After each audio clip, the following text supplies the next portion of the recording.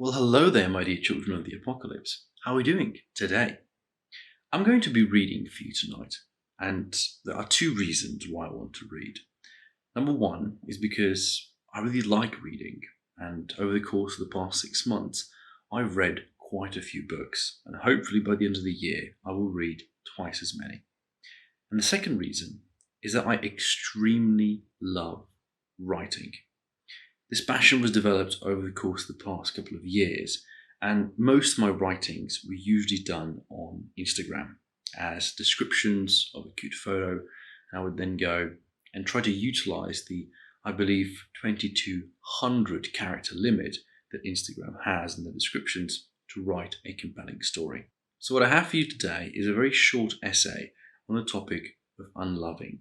And it was inspired, ironically, by a book titled The Richest Man in Babylon, which has nothing to do with love and everything to do with personal finance, mentality of growth, motivation, poverty. It's a book that I really do recommend. It's a book that I very much enjoyed, and I'm also going to read you some of the quotes from this book as they are actually included in the essay itself. I haven't written in a long time, and to put it politely, it aches my heart. I asked myself recently why we feel the creative urge. What triggers it? What's the reason that we want to go out there and make something? The answer I found was simple: emotions. And I find that the following four create the greatest art ever known to mankind: joy, pain, anger, and love. Joy is universal. Pain is subjective. Anger is often suppressed. And love is unfair, unkind, unexpected, unforgiving, and unfathomably beautiful. I'm a core believer that we only possess the capacity for one true love, that until an old bond dissipates, a new one may not be allowed to successfully emerge. And since we all love our mother, our spouse, our friends, our family, our home, and hopefully ourselves too, the biggest challenge we face is not to find love, but to learn to lose it, to forget, to forgive, and to let go. Your Freudian love for your mother, your high school crush, your college mistake.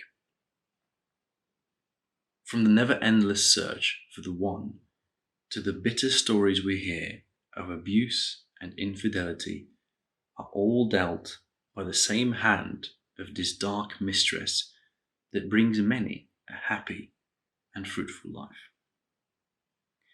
'Tis true, therefore, that one must look upon love with a certain degree of admiration, fear, and respect, while she simultaneously flirts with us, using all of her many vicious traps and deceitful promises. Better a little caution than a great regret. The Richest Man in Babylon. In a book about finance, personal growth, and slavery, this quote stood out from a book that otherwise spends little time debating one of the greatest questions of life: who to spend the rest of your days with. In an endless pool of choice, we've become debaucherous, excessive, and hedonistic. But above all, we've forgotten how to truly unlove. We've forgotten how to cry, and we've forgotten how to laugh. I fear most of all, we've forgotten how to live in the moment, in reality. I can't speak for the rest of you, but I know of my sins, for there are many. And whilst awareness brings a certain clarity, with it travels a substantial package of debt. And debt is the money of slaves. He who spends more than he earns is sowing the winds of needless self-indulgence, from which he is sure to reap the whirlwinds of trouble and humiliation. The Richest Man in Babylon. I sincerely hope that that essay found a warm place in your heart, that you're able to listen to it again and again, read it yourself, form an opinion, perhaps be inspired to pick up the book yourself and read it, as it is a extremely potent bit of material. But most importantly, to ask yourself the question of how you deal with these types of situations. You see, loving, I find, is extremely easy. And it's easy because we don't choose to love. Think about it. The people you love, you don't choose. You didn't choose your parents. You didn't really choose the woman you fell in love with. You don't choose what your favorite color is. These are things you're simply naturally, if you want to believe in the whole, the universe, as Marcus Aurelius would put it, then really it is faith. Whether that is down to the will of God, if you believe in Him, if that is down to destiny, if this is down to some sort of predisposition. Ultimately, love is a cruel mistress because we don't get to choose her. We don't get to tie the knots together. We don't get to, connect the lines. We don't ever get full control of her. She will give us the illusion of it. She will give us the feeling of it. And that feeling is very fleeting indeed. The process of unloving is painful. And I bring it forth because it has been the downfall of many, and myself included. I too have ruined many relationships, many situationships, many days of my life, many weeks, perhaps months of progress, of happiness, of contentment have been ruined due to an inability not to find love, but to forget it, to be able to leave it somewhere and not go back for it, to leave it somewhere and know that it's going to stay. I believe there are different ways that people will find solutions for this. Perhaps every person deals with it in their own way. And for sure, I don't think there is a universally applicable band-aid that we can just throw over this potentially massive wound and pretend that it's just going to be okay. And those really are the words that we are uttered to quite often. It's just, it'll be okay. It'll be fine. Things will get better. These aren't lies. These people are not trying to hurt you. They are telling you the truth. But it's the truth you don't want to hear in that moment. Because likely you've invested something. Your heart, your time, your money, your emotions. And that costs.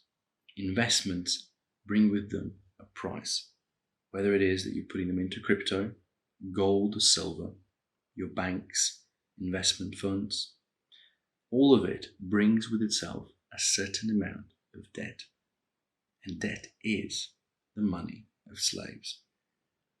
And I think the solution for us is to really think carefully about how we approach love.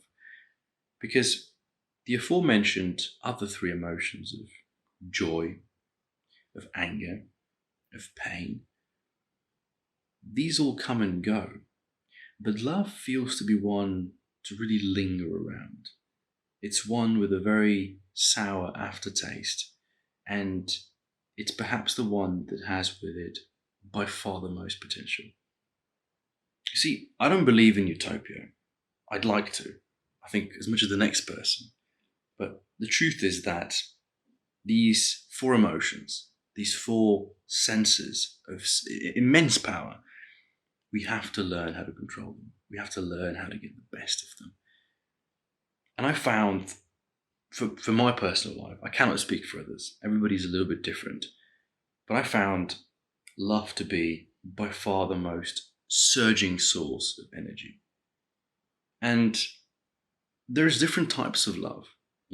I think the same love that we feel for a person when we actually first fall in love, that first the first girlfriend, the first kiss, that lightheadedness, light feet. We almost feel like we could fly around and just sort of skit and just, we're sort of dancing around and we're just so happy. That is a form of energy. It's elation. It's impossible to describe in other words. You just have to experience it. And then with it comes the aftermath, the other side of the boomerang, which is the bitter despair, the almost, depressive episodes of mania, of bawling your eyes out, crying.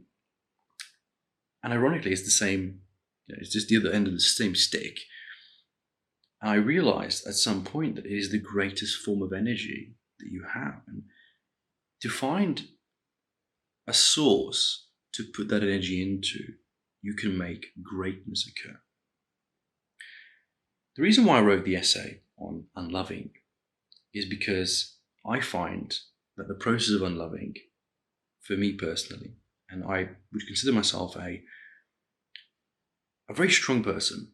I think mentally, physically, I'm a tough bastard. People who know me know that I am quite, edgy, quite rugged. And yet these emotions get the better of me most of the time. And I found that what helped me was writing. What helped me was that when I watch a sad movie or read a difficult section of a book, not to just shy away from it, not to just let the emotions perhaps run out. You hear a sad song on the radio on a late night drive and you get a little bit of tears, maybe you remember something or someone.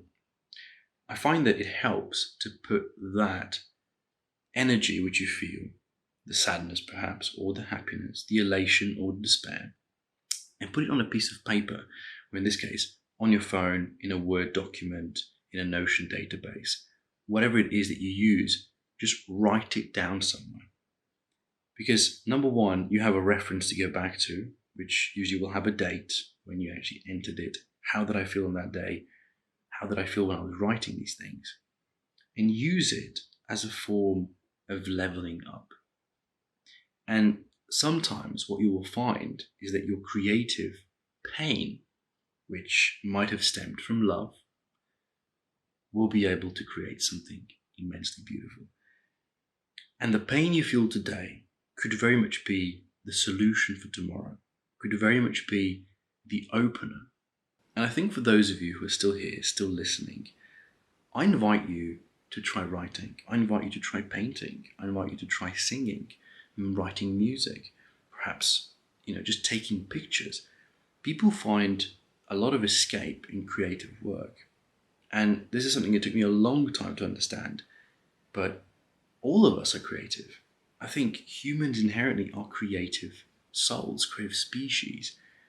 And I think the greatest way for you to convert whatever sort of emotional disbalance you might have, by putting it into a form of art, it is the way to go.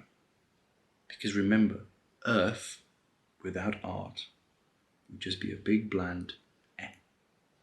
Take care, and I'll catch you in the next one.